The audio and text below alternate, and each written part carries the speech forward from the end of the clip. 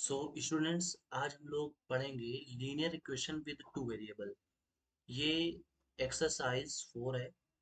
ठीक है, एक्सरसाइज 4 है और ये इसका लेक्चर नंबर 1 है। तो सबसे पहले हम लोग जानेंगे कि ये लीनियर इक्वेशन क्या होती है। सो स्टूडेंट्स, हम लोग यहाँ पे पॉलिनोमियल के बारे में पढ़ चुके थे, है ना। तो ऐसा पॉलिनोमियल जिसकी डिग्री 1 हो, तो उसको हम लोग लीनियर इक्वेशंस बोलते हैं। लेकिन यहाँ पे वेरिएबल कितने हुए हो? Two variable. मीन्स टू से, जैसे मान लिया हमने लिखा x = 10, क्या ये लीनियर इक्वेशन है? बिल्कुल लीनियर इक्वेशन है। लेकिन अगर यहाँ पे वेरिएबल की बात की जाए तो वेरिएबल एक है, ठीक है, वेरिएबल 1 है। लेकिन अगर हम मान लो लिखते हैं x + y = 13, तो बताइए ये भी लीनियर इक्वेशन है, बट इसका वेरिएबल 2 है। x और y इसके दो वेरिएबल है, ठीक है।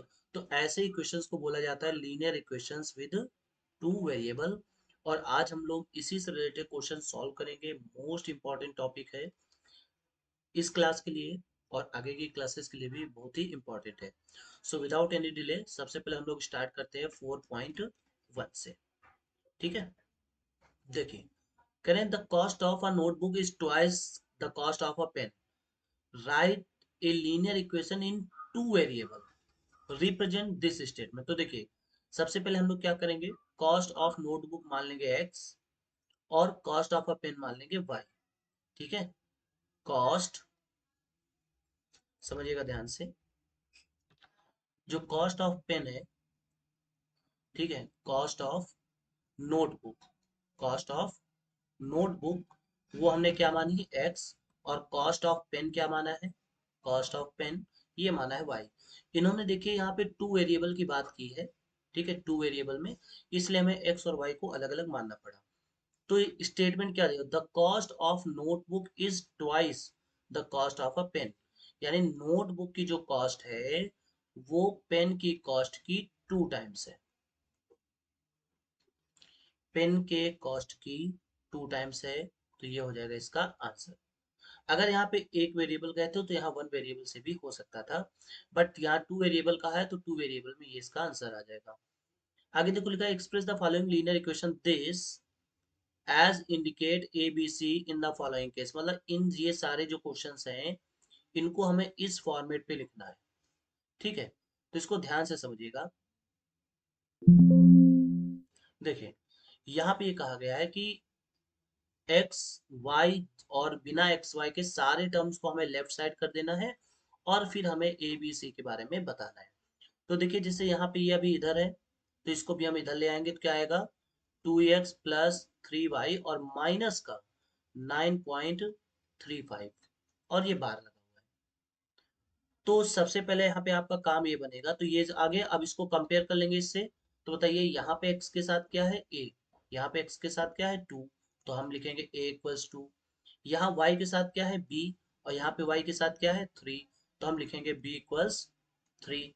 और यहाँ पे c यानी बिना एक्स वाई का क्या है? c। और यहाँ पे बिना एक्स वाई का क्या है? माइनस का 9.35। तो ये c इक्वल टू आ जाएगा 9.35 बार। तो ये ए बी सी की वैल्यू आ गई। क्लियर है? सो नेक्स्ट क्वेश्चन सॉल्व करते हैं और इसको मिटा देते हैं। देखिए, यहाँ पे इसमें कहा गया, तो बताइए x के साथ क्या है? कुछ नहीं है, दैट मीन्स 1। और यहाँ पे y के साथ क्या है? तो y के साथ है, यहाँ पे x के साथ 1 है, दैट मीन्स a = 1 है। और b क्या है? -1/5 और c क्या है? -10। सिमिलरली जब हम इसको इधर ले आएंगे 6 को, तो हम लिख सकते हैं -2x प्लस का 3y माइनस का 6 = 0।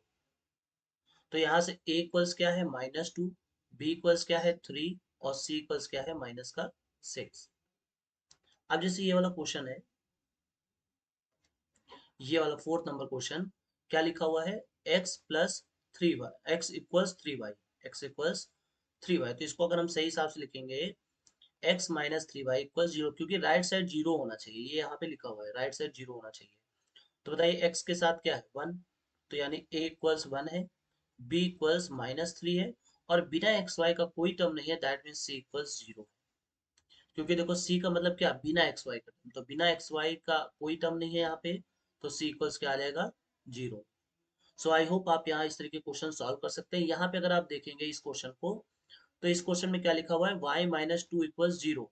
तो बताइए सबसे पहले x के साथ क्या, तो यहाँ x का तो टर्म ही नहीं है, तो जब x का टर्म नहीं है तो इसका मतलब a जीरो है। b के साथ क्या है, यानी y के साथ क्या है b, तो यहाँ पे y के साथ क्या है one, that means b equals one और c इक्वल्स माइनस टू। ये हो जाएगा इसका आंसर। क्लियर है? ओके, बढ़ते हैं नेक्स्ट एक्सरसाइज पे। तो समझिए नेक्स्ट में क्या कहा गया है कि which one of the following option is true. जैसे यहाँ पे ये दिया हुआ है, क्या गिवन है ये, तो ये गिवन है, यहाँ पे गिवन है y equals three x plus five. अब इसमें कहा has unique solution, only two solution, infinite many solution. तो देखिए यहाँ पे इक्वेशन कितनी है, इक्वेशन एक है ना, और वेरिएबल कितने हैं, तो वेरिएबल टू हैं। तो इस केस में इनफाइनाइट सॉल्यूशन निकलते हैं, इनफाइनाइट सॉल्यूशन निकलते हैं। जैसे मैं आपको यहाँ पे कुछ एग्जांपल्स दे दूं। जैसे हमने मान लिया कि x प्लस वाई इक्वल्स 10। अब बताइए x की वैल्यू 2, y की वैल्यू 8 हो सकती है, x की वैल्यू 3, y की वैल्यू 7 हो सकती है, x की वैल्यू माइनस टू, y की वैल्यू 12 हो सकती है, x की वैल्यू 4, y की वैल्यू 6 हो सकती है। तो इस हिसाब से बहुत सारे इसके आंसर, इस जो पॉलिनोमियल बना हुआ है, लीनियर इक्वेशन जो है, इसके इनफाइनाइट सॉल्यूशन बन सकते हैं। क्यों यहाँ पे ऐसा हुआ, क्योंकि नंबर ऑफ इक्वेशन वन है लेकिन वेरिएबल दो है, तो जब वेरिएबल ज्यादा होते हैं तो हमेशा इनफाइनाइट सॉल्यूशन यहाँ पर बनता है। तो इसका सही आंसर क्या होगा, इनफाइनाइट मेनी सॉल्यूशन। अब देखिए जब इनफाइनाइट मेनी सॉल्यूशन आता है तो फिर आपसे दो चार जितना भी कहे आप सब बता देंगे। जैसे इसमें कहा है right four solution for each of the following, इसके लिए चार सॉल्यूशन बताने हैं। ठीक है, तो समझिएगा इसको थोड़ा सा हम किनारे कर रहे हैं। ठीक है, अब देखिए क्वेश्चन क्या है, two x plus y equal seven. तो यहाँ पे आप सबसे पहले करेंगे क्या, एक वैल्यू आपको खुद माननी पड़ेगी। मतलब जैसे हमने मान लिया कि लेट x इक्वल्स टू। जब x इक्वल्स टू मानेंगे तो बताइए two into two plus y equal seven, यानी four plus y equal seven, so y equals three. तो यहाँ पे हमें एक सॉल्यूशन मिला two comma three, two x का वाई थ्री निकल आया। अब यहाँ पे आप दूसरा मान सकते हो, लेट x इक्वल जीरो मान लो। अगर x इक्वल जीरो मानेंगे तो बताओ y इक्वल्स कितना आएगा सेवन, क्योंकि जब यहाँ पे जीरो रखेंगे तो वैल्यू जीरो हो जाएगी। तो यहाँ पे y इक्वल सेवन आ जाएगा। तो इसका हमारा दूसरा आंसर हुआ जीरो कामा सेवन। तो इस तरीके से आप किसी भी x और y की एक वैल्यू अपने आप से मान लेनी है और दूसरी वैल्यू को फाइंड आउट कर लेना, और ये हमें इस तरीके से इसके सॉल्यूशन लिख देने हैं। क्लियर है? सबके हो जाएंगे ना, कोई डाउट नहीं होना चाहिए। अब आगे इसमें कहा कि check whether the following solution of the equation this which are not, करें एंड विच आर नॉट, मतलब बताना है कि इनमें से कौन से सॉल्यूशन ये हैं और कौन से सॉल्यूशन नहीं है। तो देखो सिंपल सा करना ये है, हम इनकी वैल्यू इस पॉलिनोमियल में रखेंगे।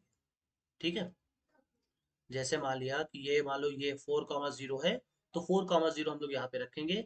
अगर ये सेटिस्फाइड हो गया, मतलब इक्वल में फोर आ गया, तो सॉल्यूशन है, अदरवाइज नहीं। तो देखिए x की ये वाली वैल्यू क्या होती है, x की, यानी x इक्वल्स फोर है और y इक्वल्स जीरो है। पॉलिनोमियल क्या है, x minus two y equals, ये हम लेफ्ट साइड लिख रहे हैं, लेफ्ट हैंड साइड। तो बताइए x की जगह पे क्या लिखेंगे, फोर, y की जगह पे जीरो। तो बताइए आंसर क्या आएगा, फोर। इसका राइट साइड फोर आ रहा है, इसका मतलब ये सोल्यूशन है। क्लियर है? अच्छा, क्या वन कॉमा वन है, रख के देखते हैं। एक्स माइनस टू वाई, अब x की जगह पे भी वन, माइनस वाई के भी जगह पे वन। तो बताइए one minus two that is minus one. बताइए माइनस वन आया सॉल्व करने पर, जबकि यहाँ पे क्या है फोर है, इसका मतलब नो, ये सॉल्यूशन नहीं है। अब जैसे मान लीजिए ये वाला क्वेश्चन सॉल्व करते हैं। ठीक है, क्या लिखा हुआ है, root two comma four root two. तो पॉलिनोमियल क्या है, x minus two y equals four. तो x की जगह पे क्या रखेंगे, रूट टू, और y की जगह पे क्या रखेंगे, तो y की जगह पे रखेंगे फोर रूट टू, तो यहाँ से आ जाएगा एट रूट टू। ठीक है, अभी राइट साइड नहीं लिखेंगे। सो यहाँ से कितना आया, माइनस का सेवन रूट टू। तो क्या ये फोर आया, नहीं आया, इसका मतलब ये भी इसका सॉल्यूशन नहीं है। अब देखो कह रहे हैं कि नेक्स्ट क्वेश्चन है find the value of k if two comma one is the solution of. इसका मतलब ये हुआ कि हमें x की जगह पे 2 रखना है और y की जगह पर 1 रखना है। तो 2 into 2 plus 3 into 1 equal to के। सो यहाँ से आ गया 4 + 3 इक्वल्स के, यानी के इक्वल्स 7। के इक्वल 7 इसका आंसर हो जाएगा। सो इस तरीके से हम लोग पूरे क्वेश्चन सॉल्व कर चुके हैं। हाँ, यहाँ पे ये ध्यान दीजिएगा, जैसे मान लीजिए ये वाला क्वेश्चन आपको सॉल्व करना है, क्या लिखा हुआ है, पाई एक्स प्लस वाई इक्वल्स 9। अब इसके हमें कितने सोल्यूशन निकालने, 4 सोल्यूशन। तो एक बार हम क्या करेंगे, एक्स को जीरो मान लेंगे। एक्स को जीरो मानेंगे, बताइए ये टर्म जीरो हो जाएगा, वाई इक्वल्स क्या आ जाएगा, 9। तो हम कह सकते हैं कि 0, 9 इसका एक सोल्यूशन होगा। अब हम x बराबर मान लेंगे 1/पाई, लेट कर लेंगे x इक्वल्स 1/पाई। हम कुछ भी मान सकते हैं, हम कोई भी वैल्यू मानने के लिए फ्री है। तो x की जगह पे क्या मानेंगे, 1/पाई। तो पाई इंटू 1/पाई प्लस का y इक्वल्स 9। तो बताइए इससे कट गया तो क्या आया, 1 + y = 9। सो y इक्वल्स 8 आ जाएगा। तो हमें सॉल्यूशन मिला क्या, 1/पाई कॉमा 8। अब ऐसे हम लोग x की वैल्यू 2/पाई मान सकते हैं। अच्छा, जरूरी नहीं है कि यहाँ पे हम x को ही माने, आप y को भी मान सकते हैं, कोई भी वैल्यू, और उससे x की वैल्यू निकाल सकते हैं। सो आज ये 2 एक्सरसाइज कंप्लीट हो गए हैं। आई होप आपको ये सारे क्वेश्चन समझ में आ गए होंगे। कोई डाउट हो तो कमेंट पे जरूर बताइएगा। मिलते हैं नेक्स्ट वीडियो में।